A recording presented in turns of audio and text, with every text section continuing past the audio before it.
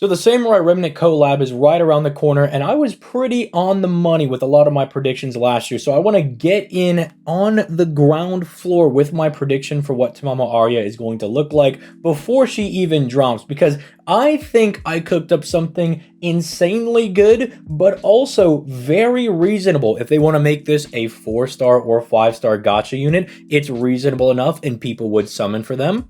Or if they're the free-to-play servant, their numbers aren't quite crazy enough that you would initially think they're stupid, dummy, broken, but they would still get the job done. But to have a little bit more fun with it this time, because, we already did a little bit of a prediction when Samurai Remnant first dropped, and I talked about Takeru and Aria potentially being in the game and what they would look like, and I was pretty close with Takeru. Aria still remains to be seen. I put together a little bit of a school presentation, if you will. Now, I was going to do a PowerPoint because I thought that'd be really funny, but turns out I don't have PowerPoint. Apparently, my school revoked it from me the microsecond I left, so we're going to have to make do with Microsoft Word. But hey, if you enjoy these types of videos, I will be more than willing to cook up more stuff like this, because this was very fun to theory craft a potential servant that we might be getting in like a week or two. And I want to see how close I am to this servant. And I'm looking forward to people coming back to this video being like, dude, you're so wrong. She's a Buster single target DPS servant, which doesn't even make sense because she doesn't attack at all in the game. But we'll see what she's able to do. Leave a like on the video and subscribe to the channel if you enjoy daily FGO content, and I will pass it on over to, well, my other self, and he's going to give you guys my school presentation on what Tamamo Aria is definitely 100% going to be looking like when she arrives in 2 weeks exactly. Alright lads, it's Professor ZTL here to give you guys my 5-head idea on how Tamamo Aria is going to be looking, whether she is a free-to-play, a 4-star summonable unit, a 2-star, friend point gacha servant, or she's the main 5-star headlining unit that is definitely going to be coming for the Samurai Remnant event that we're going to be getting in about a week or two over here. And as you guys can tell, I was never very good at school presentations, but hey, this is going to convey the idea, and I had a lot of fun making my very mid presentation. But look, main problem, quick is mid, so we're gonna have to fix it. Now, what do we mean by quick is mid? What does that mean? Well, it means that we have Arts and Buster, Buster obviously being pretty much the de facto best thing you want to be doing in FGO, as you can brute force through some of the higher nodes, the 90++, they give you the best drops, they give you more bond, all that good stuff. And then you have Arts that can kind of do the same thing, especially if you have Oberon and Black Grail, but you look at Quick, and Quick being able to do 90++ farming is kind of a joke. The only one that I can really remember in recent memory, I believe, was the Morgan Lotto, where there was a 1 million Kentucky at the end of one of the nodes, and Tyra was very good at that, but that's single target looping, that's a bit easier for Quick to do. We want our AoEs to be a bit stronger, and so I have a way to take Quick from being this mid scrub option and to make it into the Giga Chad card that it was always meant to be, taking a combination of Arts and Buster, smashing them together and making Quick great again. So let's go down to our first skill over here. Oh, spoiler, don't pretend you didn't see that. Skill 1. So what do we need for our Quick servants to have? First and foremost, we're going to need a Quick card buff. Now, is it realistic that they're going to give her a 50% Quick card buff that's targetable? Maybe if she's like the 5-star headlining unit. But let's also take into account that I'm maybe thinking that she could potentially be the free-to-play unit. If she's going to be the free-to-play, maybe they go a little softer and give us a 30 to 35% Quick card buff that can be given to an ally. But you throw in a 10 to 20% NP damage buff on top of that, that's also 3 turns, and we're absolutely cooking. Now, why not a defense down? Why not an attack buff? ZTL, I have so many questions. Well, go ahead and put your hand down. I'm the professor, I have the talking stick. So the reason we have the NP damage is twofold. One, if you're going to be plug suiting in a Ruler Scotty, she gives you an attack buff, and this is giving us more different buff types that we're able to give our main DPS, because both of them are going to give the quick buff. Scotty is going to give you the attack buff, and now we actually have a support that's going to be giving you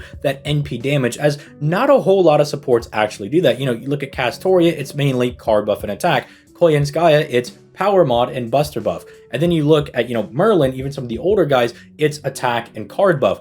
Oberon is really the only one that really focuses on the actual NP damage. And so I want Aria to be a little bit different than just the standard, oh, we're giving you card buff, attack buff, or card buff, power mod. None of that boring stuff. She's got to stand out a little bit if we want Quick to be good. And coincidentally, speaking of Oberon, this is going to give Quick a little bit of good synergy with Oberon. Now, there are more and more Quick servants that are getting more comfortable in using Black Grail. You know, Bradamante and Summer Okita come to mind after they got their buffs. But being able to also give them an NP damage buff that Oberon can further gas up with his own NP damage buff and his third skill, plus the potential of being able to use Black Grail, is going to be very nice. And even for those Quick servants that can't use Black Grail, they at least are getting an additional NP damage buff that is going to make them that much better if you want to plug suit in, say, Oberon instead of plug suiting in a Ruler Scotty. So I think this is mandatory. I think obviously we can go higher. We can go to 50%, you know, of a quick card buff. I don't think it's going to get any higher than 20% NP damage if we want it to be for 3 turns. 30% for 3 turns seems a little ridiculous. I think they'd probably make that 1 turn, and we don't want that. We want to be good for all 3 nodes, because say it with me, it's 3-turn farming. We're trying to get good with that, so quick is no longer mid and it's brought back into the spotlight.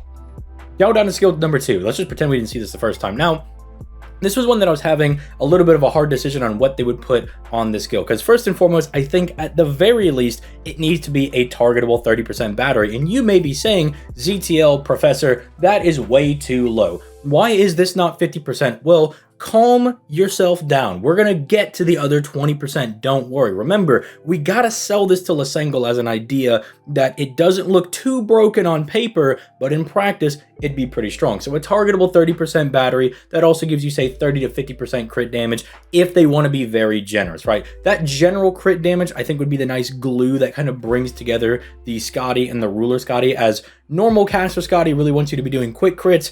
Ruler Scotty wants you to be doing buster crits for some reason. Tamamo Aria kind of just meets you in the middle and says, just do crits in general. You know, that'll probably be a little bit easier on you. Now, originally, when I was discussing this on stream, I originally had this as a star bomb because they always usually give some of these supports some random redundant skill. I mean, Ruler Scotty being able to gen stars every single turn is kind of nice, but also not really needed because you're a quick servant.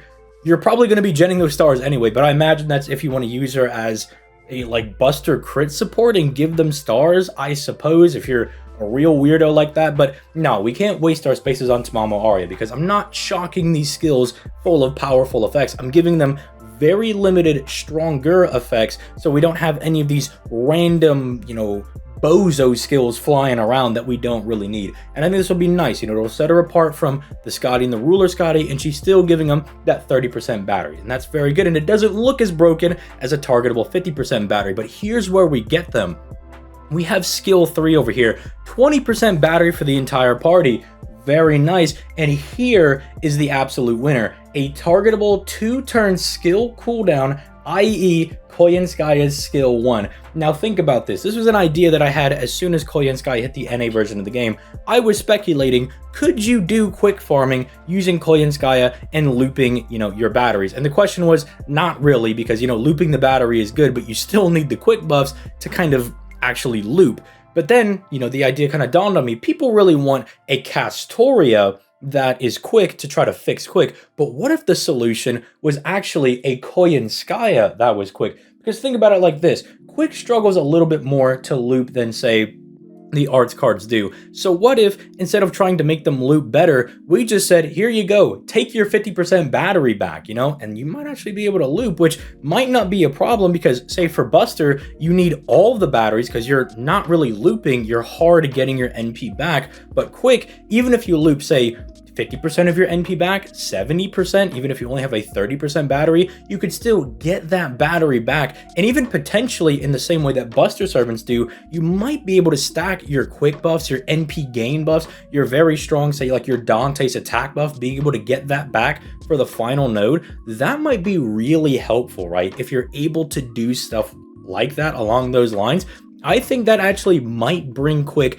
back into the forefront. And as I was discussing on stream, this could be a little bit awkward if you're doing like a double Tamamo Aria setup in this specific skill build, or maybe you have like an awkward turn 1 or an awkward turn 2 trying to plug suit in out for, say, your ruler Scotty, because you're trying to juggle all your different batteries and you want to take advantage of the 2-turn cooldown. But I think that's also a way to sell it to Lasengle and say, well, see, it's a little janky, it's a little bit weird, you know, why don't you just go ahead and give it to us like this, and then secretly it's really nuts, it's broken. It looks very simple on paper, but it would absolutely help Quick out a lot. Now you might be asking, Professor ZTO, what about the NP? What is her NP going to do? And realistically, your competition is Scotty, so I don't really care what you do. If you're doing anything, you're probably going to be as good as Scotty's NP, and you're already technically winning because you're giving the entire party 20% battery, so you have a higher chance of getting to your NP than Scotty ever did. So I don't know, if you want to have a Merlin NP, go for it. You want to have exactly a carbon copy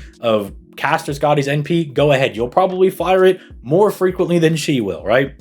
If you want to have Castoria's NP, you know, whatever you want to have, take it or leave it. You know, just take whatever NP you want, and I don't really care. If you want more cooldown on your NP, that's absolutely fine. Some other ideas that I did have is maybe the NP would have, say, a cooldown reduction instead of the 3rd skill, but she could have something, especially if she's like a 5-star, something like Lady Avalon, where she's able to fire her NP on turn 1 as long as there's 3 enemies. I think if you did something like that, that could also work. It would just require a little bit more animation because you'd have to fire to Mama Aria's NP, but I think that could work, you know, if you're, you know, popping all of your skills and then Tamama Aria is giving you like this big 2-turn skill cooldown. You fire both of them before, say, you fire your own NP, you get the overcharge, and then your skills come back to you at like a, you know, kind of regular interval. I think something along those lines might also be able to work. That might be a little too 5-head, but I'm also willing to accept, you know, a little bit of a bargain here. So let me know what you guys think in the comments down below. This has been my presentation down here. You guys are free to give me the grade in the comments down below. Do you think this is a full 100 work? You know, I aced it, I get the gold star, you're putting it on the fridge? Or is this F- work? I should never do this ever again, and, you know, try better next time. Let me know in the comments down below, but I had a whole lot of fun getting this video ready. And if there's any other servants you're like, hey, I'd love to see your take on this one, I'm more than down to do this because this is one of the more fun videos that I've done. But anyway, you guys have yourselves a nice day, and I'll catch you guys in the next one. Peace, late guys.